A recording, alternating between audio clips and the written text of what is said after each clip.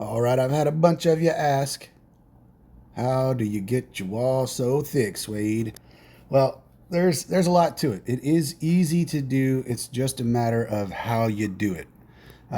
So just a little bit of a disclaimer. During verses the other day, I went ahead and upgraded to HQ25. Now that doesn't really do anything for my walls since my wall's still at level 24. The only thing it really does is add the ability to put a little bit more XP into the heroes. So that's what I want to start off with. The trick to doing the walls revolves around the heroes and the gear. Now, as a free to play player, you're going to have a lot of these purple folks, and you'll have hopefully some of the orange. So, my recommendation there is to take a look at what you have and start moving gear around. That gear is going to help you um, increase the power of whatever formation you're putting together, and try to keep some factions together in there, whether it's Blood Rose, Dawn, or Guard. Whatever you have, try to work with that. And once you get that, start working those. If you look at mine, I have 5-star Katrina and 5-star. Who is this? Hold on a second. Oliveira. Okay. I was having a brain fart there for a minute. So as you're going through and looking at what you have for your setup, you're going to want to focus on the gear. Whether it's orange gear, purple gear, it doesn't matter. Get your best situation set up on your first formation. That is where all of the strength in the defense is going to come from. But if you notice, at each one of these uh, heroes, you'll see here at the top, it tells you what they are. So this is a defense hero. Katrina is. And then if you go over to like Oliveira, you're going to notice that she is DPS, which is attack. So I'm running one defense hero, and the rest are attack. So that gives me a little bit of a buff in the defense. It also is giving me a lot of attack. Now, too much defense, and yeah, you can take a beating, but you're not going to necessarily kill the opponent that's hitting you, right? So you do want to have some attack. I've seen people run 2 defense and the rest attack, and that's good. You last longer in TVT, but you're not doing as much damage. So that's up to you how you want to run that. I think that if you do it right, it won't matter. For me, I like a little bit of defense, and the rest is going to be attack. So there's that. Heroes and gear. Again, free to play players, you got to see what you got already existing, and you've got to work with that. So move your heroes around, whether they're purple or orange. Do the best that you can with what you've got. For the pay to plays, you're probably going to do something similar to what I have, which is fine. I don't see anybody. I don't see why anybody would do anything different. I mean, there's only kind of one formula to set that up. Now, where it gets a little unique is if you want to go like Wings of Dawn faction, which we have a guy that set all of his up with Wings of Dawn. There's orange and purple in that march, but because it's Wings of Dawn, it takes down Blood Rose tanks that are much bigger than he is, because Wings counters Blood Rose. So you can go that route as well. So maybe you want to set up Wings of Dawn in your first formation, and that would increase your chances of being able to survive rallies and swarms. Now the third piece to it is always tech. So in order, again, heroes, gear, tech. So when you're going through your tech, you'll see I got a little bit of stuff done all over the place in here, and I'm working on Peace Shield right now. Peace Shield is a good tree, and so far not very expensive, but this is where you want to get. You want to get to Urgent Rescue as quick as you can in the Peace Shield. But that's not the primary focus right now. You want to get some of this hero training done. You especially want to get to here. Cockpit increases your troop size, which also boosts the strength of your primary march, and actually all of your marches, but you'll see it most significantly in the primary march. So that's another good tip to get there. Military strategies, I love this one. This one comes with a lot of things that help out your city, basically your HQ. So look at the defense, and for assaults, you've got for siege defense, a little bit of destruction value in there, and so on and so forth as you're going down. I mean, it's an excellent tree for being able to take the swarms and the rallies on your city.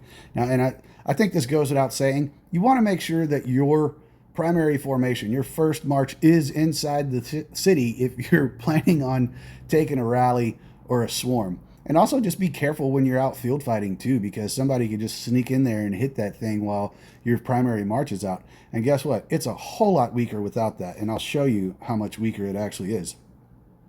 So my primary formation is 21.5 million with the second one at 6.9. So if I pull both of those out to go hit someone, this one's doing the fighting at 3.9 million. That's pretty weak, right? My walls are going to crumble at that point. So you have to be strategic in how you're using your marches. If you're planning on getting swarmed or you see people staging around your HQ, don't send your march out. That's just asking for trouble. They're going to port you in a heartbeat. Now, it's not bad to be ported, especially when you're doing SVS or enemy buster. As soon as you port, your walls are back to 98% strength. Sure, you might be on fire, but that fire is not causing any damage. Get back in there. Go fight some more. I mean, your walls are back up to full strength. You're going to need to heal some troops. That's the next topic. So after tech, you kind of weed through these, and I'll cover this briefly again. You're going to weed through these and find things that are going to increase your attack and your assaults and your defense. So that's kind of the key to your tech if you're planning on taking the swarms and things like that. In other words, it's a trap account. You keep your HQ low, it's unassuming, people think they can take it, and then they come and hit it. Next thing you know, you're racking up the kill points, and they've got a whole bunch of deads on their account. So you just have a hospital bill. That is the next point. You are going to want to make sure your hospitals are upgraded and can take as much as you can afford to upgrade them. But it doesn't have to be too big. I've been rocking level 22 for 2, maybe 3 EBs right now, because you do get that buff from enemy buster that increases your hospital size, but I'm always healing. So every time I take a hit, I'm going to heal it. So healing, and then on from healing, you're going to want to make sure that you have plenty of speed ups for healing. You can use the generic speed ups for that too. They don't have to be just the healing speed ups. So keep that in mind as you're going through the week and you're running boomers and the Alliance is running boomers. You're collecting all those speed ups. Try not to use them, especially the healing ones, because if they hit you and bring you down, let's say you're 100 million power, they hit you and they bring you down to 90 million, you're going to have a hospital full. Speed heal that, because they're coming back. And when they do that, they're hitting a 100 million power player again with all their troops in there. So hopefully that makes sense to you. So in summary, you've got heroes, gear, tech, and then your strategy. So strategy is, what I'm saying is keeping that first formation inside the HQ and healing. That is strategy. The last one is your structures. So whatever HQ you are, currently I'm 25. I just did that yesterday or the day before. You're going to want to keep that wall up. So keep your wall as close to the HQ level as possible. Now the walls get expensive, so it takes a lot of resources to keep upgrading those.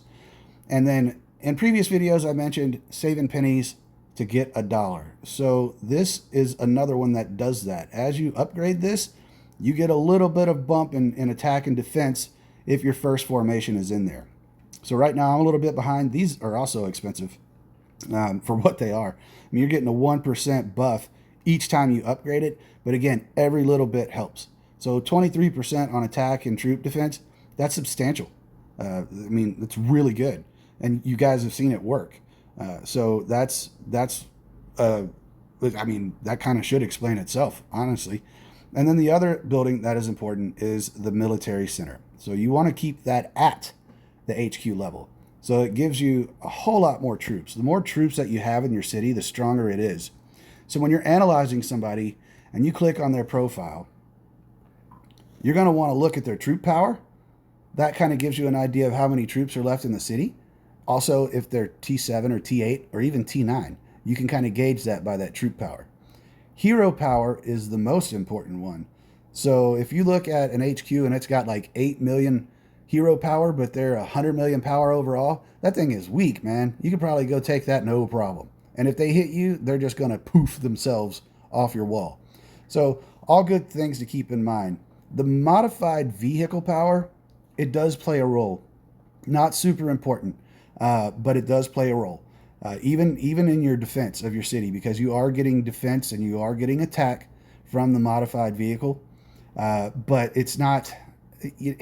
For I don't know. I guess it's not a primary focal point. It's not that important. It does help, but it's not that important. So if you're going to spend some money, spend it on heroes and power cores and gear, right? That is where you would want to spend the money. Don't spend it on the tank. I made that mistake after a bunch of beers the other night playing this damn game, and next thing you know, I've got a freaking Hercules, and just too much money was spent that night.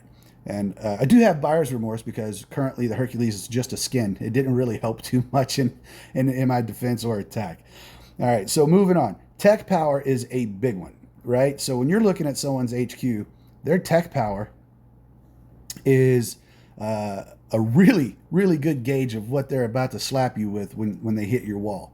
Now, they could have gone through and done the trees way different. So as you saw, I'm really spread out on my trees. So the tech power might not be 7 million, but I'm going to punch like I'm at 7 million, right? It's because of the tech that I chose to do. So everybody has upgraded that I've seen their tech way differently. And I don't necessarily use that as a judge of like, oh shit, when they're coming to hit my walls. It is a factor, but it's not the most important factor. For me, the most important factor is going to be hero power. So hopefully that helps you guys. Any questions on this, let me know. If I think of anything else, I'll pin it in the comments. But as always, leave some comments in there, ask the questions, like, subscribe, join the Discord. It's still out there. It's in the description. It's growing daily. More and more people are showing up in there. If you don't currently have a Discord, feel free to use ours. It's there for the taking. Mostly it's a bunch of, questions and tips and things like that for the game. I do have some moderators in there that are willing to help. So just feel free to join. Anyway, SWADEToob is out. See you guys on the next video.